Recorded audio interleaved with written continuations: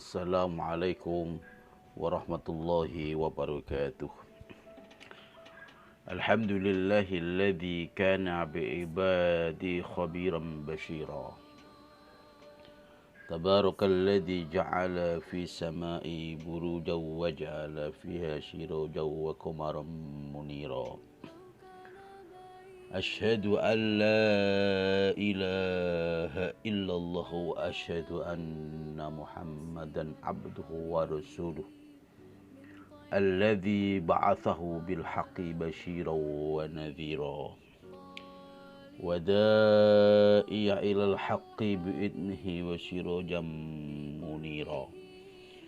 Allahumma salli alaihi wa ala alihi wa sahbihi wa sallim tasliman katsira. Amma ba'd. Anak-anakku sekalian yang berbahagia, pada pertemuan sebelumnya kita sudah membahas tentang bagaimana ketabahan Nabi Muhammad sallallahu alaihi wasallam di dalam dakwah di awal-awal setelah menerima wahyu yang pertama, surah Al-Alaq ayat 1 sampai 5.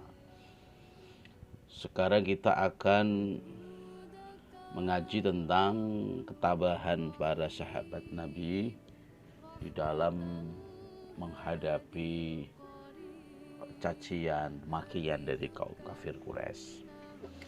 Yang pertama, ketabahan Khadijah binti Khuwailid. Khadijah binti Khuwailid ini adalah istri Nabi Muhammad sallallahu alaihi wasallam yang selalu mendukung dakwah beliau, baik dengan hartanya, dengan jiwa dan raganya. Karena Khadijah ini adalah seorang yang kaya raya. Banyak harta benda beliau yang digunakan untuk kepentingan dakwah Nabi Muhammad sallallahu alaihi wasallam. Bahkan Khadijah karena mendukung dakwah Nabi banyak menghadapi ancaman, cacian dari kaum kafir Quraisy. Mereka menyuruh Khadijah agar mau membujuk Nabi Muhammad sallallahu alaihi wasallam untuk menghentikan dakwahnya.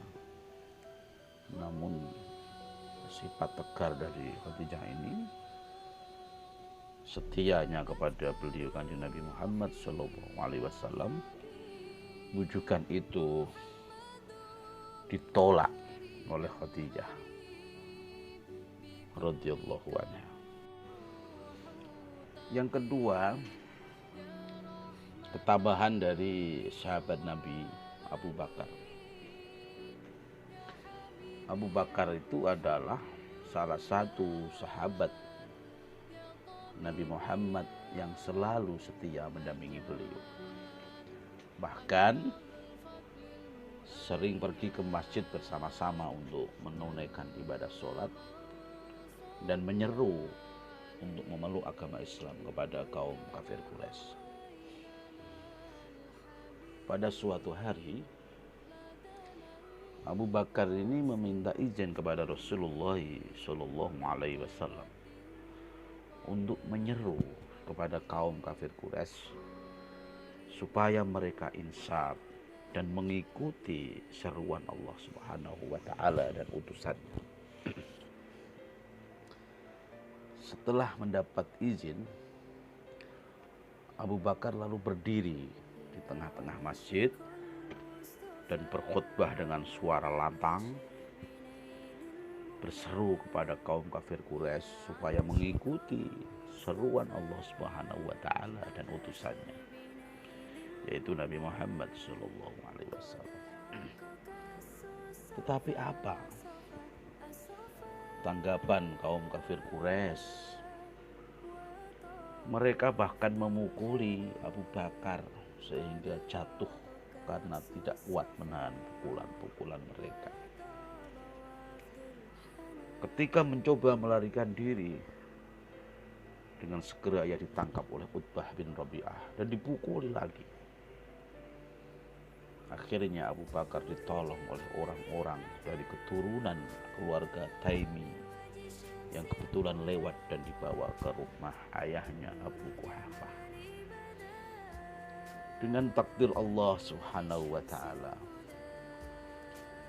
tidak berapa lama luka-luka yang diderita oleh Abu Bakar ini sembuh, karena habis dipukuli oleh kaum kafir Quraisy.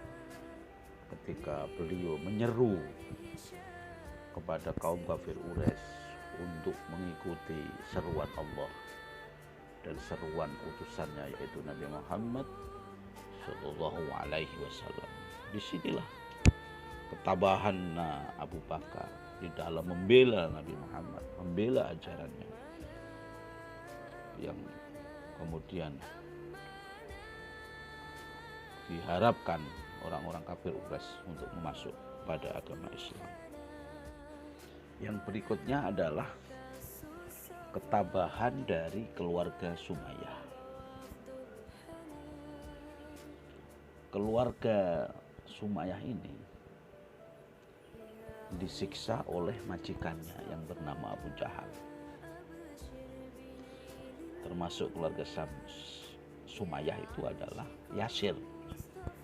Yasir ini adalah suami dari Sumayyah. Mereka diikat, kemudian diseret dan dijemur di panas matahari beralaskan pasir yang dibakar. Ini bagaimana sahabat-sahabat di awal perjuangan, di awal dakwahnya Nabi ini, sampai kemudian disiksa oleh majikannya, disiksa oleh para pembesar kaum kafir Quraisy, sampai dijemur matahari beralaskan pasir yang dibakar, tetapi mereka tetap memperjuangkan agama Islam. Kemudian yang keempat, ketabahan Arqam bin Abil Arqam. Arqam bin Abil Arqam ini adalah salah satu sahabat Nabi Muhammad SAW yang kuat iman dan pendiriannya. Ini dibuktikan dengan rumah tempat tinggal beliau menjadi pusat dakwah Nabi secara sembunyi-sembunyi. Melalui pusat dakwah di rumahnya, maka bertambahlah pengikut dakwah Nabi Muhammad SAW. Karena Arqam bin Abil Arqam mengizinkan rumahnya untuk ditempati pusat dakwah Nabi, beliau sering mendapatkan ancaman dan bujukan dari kaum kafir Quraisy untuk meninggalkan ajaran Islam. Arqam bin Abil Arqam tetap tabah dan menjadi pengikut setia Nabi Muhammad SAW. Bahkan beliau ikut hijrah ke Madinah, meninggalkan rumah dan hartanya yang berlimpah itu di Mekah untuk bersama-sama hijrah, pindah dari Mekah Madinah untuk menyebarkan agama Islam. Yang terakhir adalah tentang ketabahan Bilal bin Rabah. Kalau orang-orang sering yang suka azan di masjid-masjid itu sering disebut Bilal, karena Bilal ini suaranya sangat bagus sekali, sehingga beliau sering diminta azan oleh Rasulullah. Kemudian siapa Bilal itu? Bilal bin Rabah adalah seorang hamba sahaya, budak yang berasal dari Abyssinia. Abyssinia ini Ethiopia. Dia dibeli oleh Umayyah bin Khalaf, salah seorang pemuka kaum kafir Quraisy dan penentang dakwah Islam. Bilal bin Rabah ini merasa tertarik untuk mengikuti dakwah Nabi Muhammad SAW setelah mengikuti Nabi dalam berdakwah.